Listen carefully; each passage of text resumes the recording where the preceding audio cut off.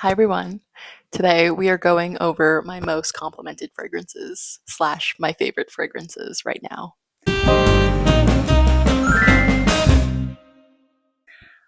I just recorded this whole thing just now, and I wasn't using my mic. That was crazy. But I guess this is the life of a YouTuber. Everyone makes that mistake at one point. I made it now.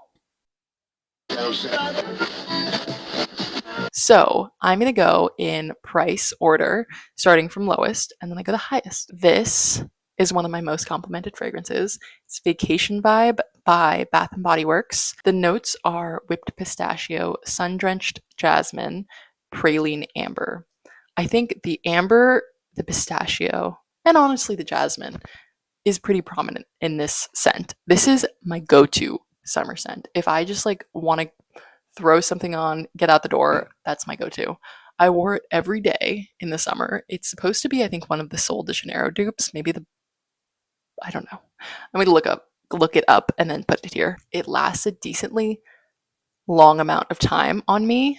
I would say I do spray quite a bit on when I am using it, just because in my head, the more sprays, the longer it'll last. I don't know if that's accurate, but that's what I do. It smells like what you'd want to smell after a beach day, ultimately. So yeah, I really like it. Next, I am going to say this is pretty much my most complimented fragrance, and it's one of my least expensive. Covered in Roses by Bath and Body Works is such a great dupe for Delina by Parfums de Marly. I don't speak French, sorry. Delina is such a popular fragrance, and for good reason. Like it's a very juicy, feminine, layered fragrance. But if you don't want to spend $350 on a scent, then you should definitely get this, because even people who own Delina often say that this is pretty much like the best dupe around for it, which I've smelled Delina in the shop many times, and I would totally agree. It's almost identical. It's like 98% there. Obviously, the longevity of it is not as powerful as Delina, nor the projection, but it's still great. And you're spending $6 or $7 if it's on sale, compared to $350 to smell very similar. So I would say it's a great deal, and I've been complimented on this fragrance not only by people I know, but like strangers. So I highly recommend. The next fragrance that I want to talk about is this Oil Perfumery dupe of Baccarat Rouge 540. This is the only Oil Perfumery fragrance that I've ever tried. I actually just bought 9 of the Oil Perfumery fragrances with my own money. So I'll let you know how that goes. But they're still in the mail. Anyways, this is such a close dupe to Baccarat Rouge 540, I would say. I've smelled it many times in the store, and I think my mom owned Baccarat Rouge at one point, so I've definitely had my fair share of spritzes of the original, and I really do think this smells pretty similar. To me, Baccarat Rouge smells like just like a very ambroxan heavy brown sugar. Like it's a very sweet, somewhat unisex fragrance. But I'd say it's pretty one note, which is why I like having the oil version of it, because I think it acts as a good base to a lot of fragrances, actually. Like I'd say most of these fragrances, I could probably use this as a base. Obviously, Baccarat Rouge is very iconic. I feel like whenever a person is wearing it on the street, I can instantly tell what they're wearing. But I don't want to spend $350+ on a perfume. I actually don't know how much it costs, but I know it's expensive. So I very much so recommend the oil version. This, once again, doesn't have the same projection as the EDP, but it's still a good deal. Next fragrance that I get the most compliments on is Ariana Grande's Cloud Intense. First of all, I love this bottle. It's so beautiful. Some people do say that it's a close dupe to Baccarat Rouge 540. It's definitely not. It does have a lot of ambroxan notes, especially the intense version, but it's a lot sweeter. It's a lot more girly, I'd say. I hate using that word, but I think you know what I mean when I use it. There's a lot of marshmallow, whipped cream notes in here. That's pretty much the base. And I love wearing it specifically in the fall and winter because that's when I want to smell more gourmand than I typically do in the spring and summertime. So I still do really love this scent. It's not a Baccarat Rouge dupe, but it's its own thing. And I still really like it. And I do get compliments on it. Mostly my best friend has complimented me on it. And she went out and bought it because of smelling it on me. Next, Lattafa Angham, which actually, guys, I used to think, so I only got this recently. My boyfriend got it for me because we got the chance to smell a lot of Lattafa fragrances in person in a wholesale shop in New York. It's right near Madison Square Park.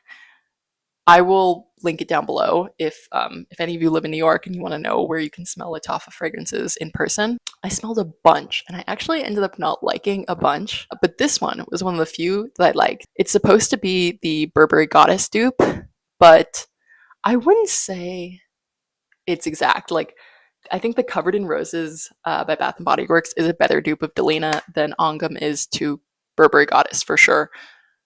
I could see the similarities. I think Burberry Goddess is balanced better and more palatable by most, or like pretty much all noses. Like, it's just a very basic vanilla, lavender, ginger scent. This one is a little bit more synthetic, I find, and a lot more gourmand. The lasting note that I get on my skin with this fragrance is definitely marshmallow, vanilla, a little bit similar to Cloud, but without the ambroxan notes. If you don't like synthetic scents, you might not like this one, but it's up to you. I'd recommend just smelling them all in person. I don't think blind buying is a good option for any fragrance, really. By the way, if you get these Lattafa fragrances wholesale in New York, they're a lot cheaper than you can find them online. So you should definitely buy them in person if you can. The next fragrances that I want to talk about are in this little pouch. It is Pomegranate Noir and Blackberry and Bay. Now, I'm putting these two together because I think they're very different from the fragrances that I've previously been talking about. They're not very feminine leaning. I think they are still considered feminine fragrances, but I'd say they're more unisex, just because they have more of a tartness in them. And honestly, the only times I wear these two fragrances are when I want to stand on business. When I have a meeting that I feel a little bit like insecure for, or want to hype myself up for like an interview, I wear these two. One of them. I don't care. They're a little bit more powerful. Like, I don't want to seem like girly or sweet for a meeting. Like, I want to own that meeting. And I feel like these two fragrances let me do that. I know it's just a mindset, but these two fragrances get me into that mindset. That's what I'll say about that. Blackberry and pomegranate, I'd say they're both more of like a sour fruit. They pack a tougher punch. Yeah, that's what I'd say about them. I really like them. I only wear them sometimes to get into certain moods, as I said, but they're still one of my top faves. I've actually never been complimented on them from anyone, but it doesn't matter. You wear it for you. And I love those two fragrances. The next fragrance that I want to talk about is Nest Indigo. I love this fragrance. I've always loved this fragrance. When I was younger and I would go into Sephora, I would always go to the perfume corner and smell this one. But I never bought it because I always thought it was kind of expensive. So I'm only recently, in the past month, got the travel size version. And I wear it all the time. I wear it to bed. I wear it to work. A lot of people have said that it just smells like reading a book on a rainy day, which I totally agree with. And I think Perfumerism once said that it smells what you'd think a black cat girlfriend would smell like. Granted, I didn't know what a black cat girlfriend was until I looked it up after she said that, but I totally get it now. And I'd agree. It has like heavy tea notes, but it's just very cozy. Honestly, it smells like what the color indigo would smell like. Just very peaceful, very, very like quiet confidence vibes. That's how I describe it. I know some people don't like it because of the heavy tea notes, but I don't know. I think a lot of people do like it too. It's very inoffensive, I'd say, which is also why I wear it to the office. The next fragrance I want to talk about is Red Roses by Jo Malone. So I've had this fragrance for a while now because it used to be my mom's. She gave it to me in high school, but it used to be hers. And I remember wearing it in middle school, and um, a boy in my grade came up to me and he was like, "Why do you smell like dirt?" And I didn't even know what to say to that. I don't even remember what I said, but I remember his comment. And I think that's because this cologne, this fragrance, is just so spot on roses. Like, it's not sweet, it's not synthetically sweet in any way. It literally smells like a bouquet of roses that you just picked from the ground. It doesn't smell like dirt, like that middle school boy said. It just smells exactly what roses smell like, but like very pungent roses. And I love that. I love wearing this fragrance in the spring. I just love it. I think it's great. And the longevity of this perfume is really great on my skin, at least. I know some people say that Jo Malone fragrances don't last a long time on their skin. I've never really had that issue, I'd say, especially because I think my fragrances last a long time on clothes. But this one in particular, like even during middle school, it lasted me the whole day because that boy made that comment literally as school was ending.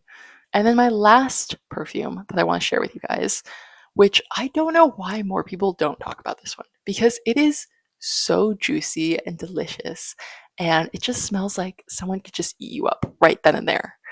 It is Jo Malone Nectarine Blossom and Honey, and not only do I love this fragrance for its scent profile, which is delicious, by the way, if I haven't emphasized that enough, but it also just brings back great memories because this was a gift from my boyfriend on our first vacation that we took together.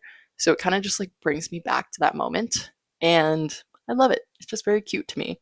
And it does remind me of my boyfriend because he bought it for me. But yeah, this just smells, if you know what nectarine blossom smells like there are tons of other brands that do nectarine blossom fragrances. It smells pretty similar to that. But I think the honey just like adds this extra juiciness that you don't typically get in like just normal nectarine blossom fragrances, which is why I love it so much. It's just, I don't know, it's just so juicy. you just I feel like a ripe plum when I wear this. It's not plum. So I guess I feel like a ripe nectarine when I wear this. And who doesn't want to feel like a ripe nectarine? I've gotten many compliments on this from my best friends, and none from strangers. But I think you would get compliments on this for sure. It's very palatable. It also smells like a very fragrant shampoo, I'd say. Which when I was first shopping for perfumes, that is exactly what I said to my boyfriend that I wanted. I was like, I just want to smell like shampoo. I love when girls smell like delicious shampoo scents. And it does kind of smell like a shampoo, honestly. Um, like a delicious shampoo. Yeah, those are all the fragrances that I have to show you. I can't thank you so much for watching. I hope you enjoyed this video. Please, please, please like and subscribe if you can, if you must, if you want. Please. I will see you guys next time. Thank you again for watching. Goodbye now.